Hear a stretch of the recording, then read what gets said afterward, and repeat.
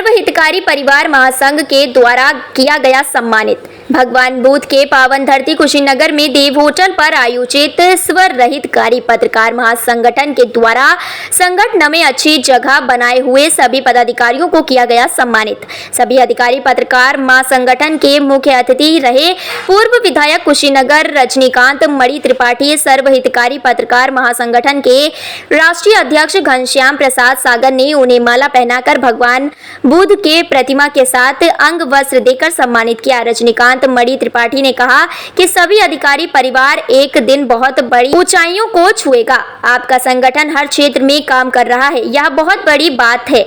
दूर दराज से आए हुए सभी अधिकारी पत्रकार महासंगठन के पदाधिकारी और सदस्यों ने अतिथि को माला पहनाकर स्वागत किया। सर, कैसा लग रहा है सर्वहितकारी परिवार महासंगठन में आज मुख्य अतिथि के रूप में आपको बुलाया गया? देखिए, मैं प्रायः खासतौर से पत्रकारों का जब कोई कार्यक्रम होता है तो मैं उसमें जाता रहता हूँ। और जो मेरी अपनी सोच है कि पत्रकारों के संगठन को और मजबूत होना चाहिए और प्रभावशाली होना चाहिए। और जो आज सर्वहितकारी संगठन में मैं आया हूँ, हमारे राष्ट्रीय अध्यक्ष जी हमारे बगल में बैठे हैं, हमारे अन्य पदाधिकारी भी बगल में हैं। मैंने इन लोगों को सुझाव भी दिया है कि आगे के दिनों में हम और बढ़िया ढंग से ये सम्मेलन करेंगे और सदस्य संख्या भी बढ़ाएंगे और आवश्यकता पड़ेगी तो समाज के लोगों से सहयोग भी लेंगे।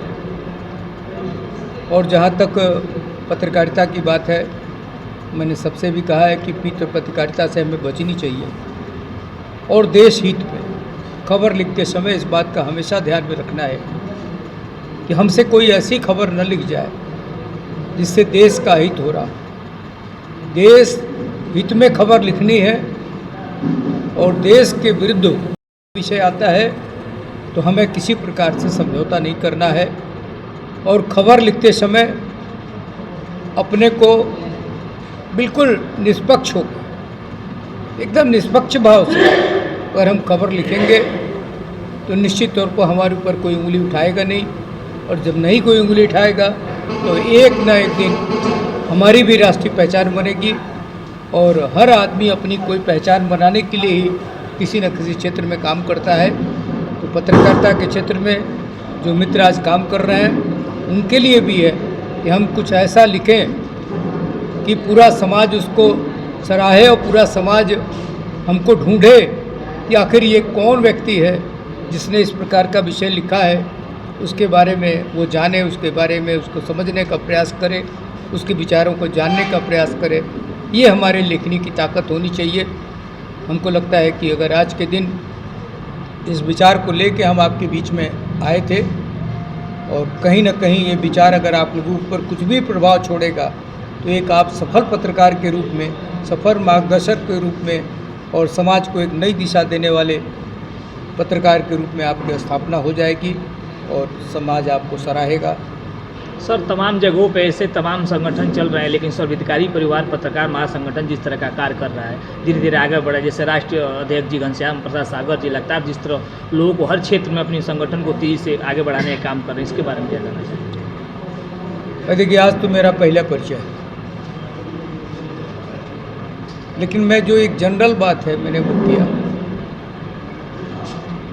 मैंने कहा कि इनके अंदर प्रतिभा है, अगर ये मेहनत करेंगे तो हर प्रांत में अपना संगठन होगा। और मैंने कहा भी कि अगर किसी प्रांत में आपको कहीं कठिनाई होती हो तो मैं जिस संगठन में जुड़ा हूँ वो संगठन पूरे देश में।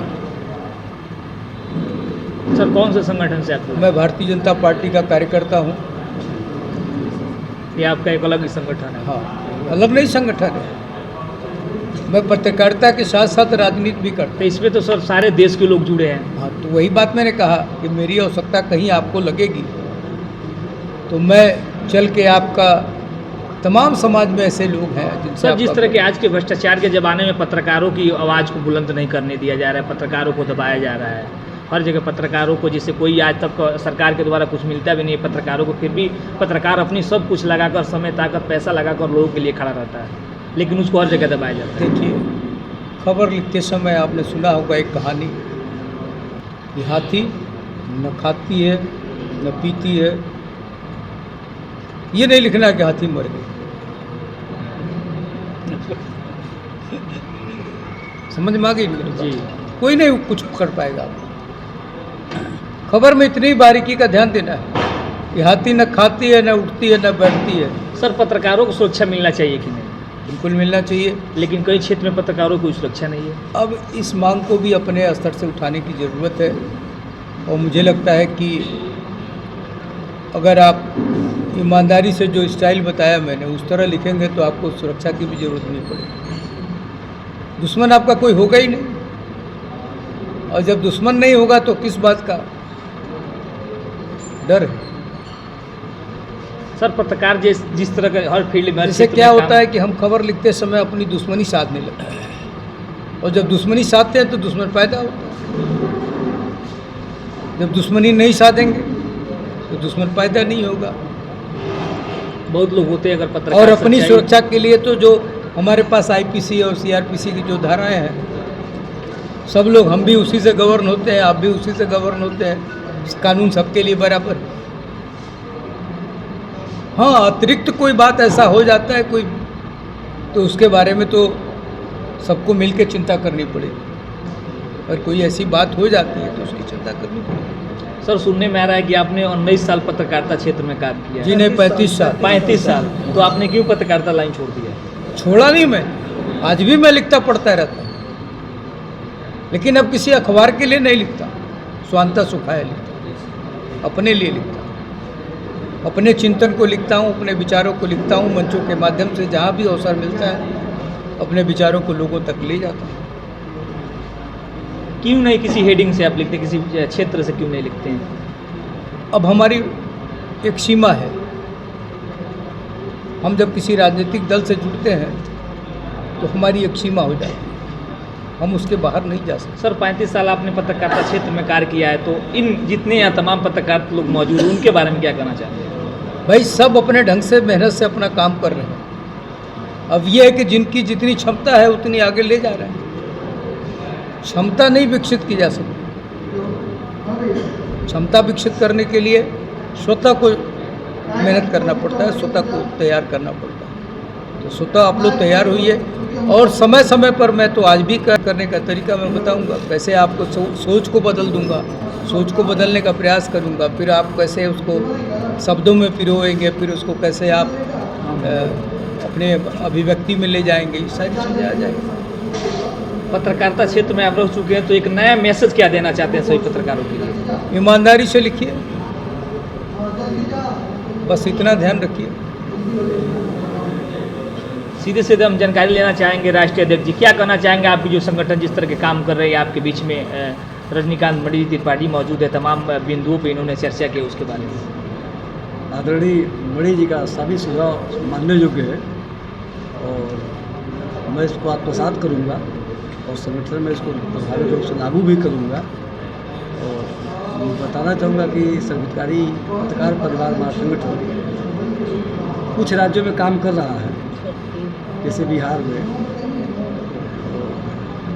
दिल्ली में, हिमाचल प्रदेश में, राजस्थान में, हमारे गुजरात में, छत्तीसगढ़ में। इन जगहों पे हमारे इकाइयाँ काम कर रही हैं, प्रदेश इकाइयाँ हैं, जिला तहसील कुछ है, कुछ कार्यकर्ता पत्रकार साथी जुड़े हुए हैं। आदरणीय मणि जी का सभी सुझाव मानने योग्य है, और आपका जो बल मिला है आपके द्वारा, वो हम सभी पत्रकार साथियों के लिए और संगठन के लिए एक बहुत बढ़िया ऊर्जा का काम करेगा। और हम सभी लोग ऊर्जावान हो चुके हैं, और इसका लाभ हम लोग को सभी को। सर, अभी बता रहे तमाम क्षेत्रों में आपके सब हितकारी महासंगठन मौजूद है। अभी तक देखा जाए तो कितना का आंकड़ा अभी तक तय कर चुका है सब हितकारी परिवार?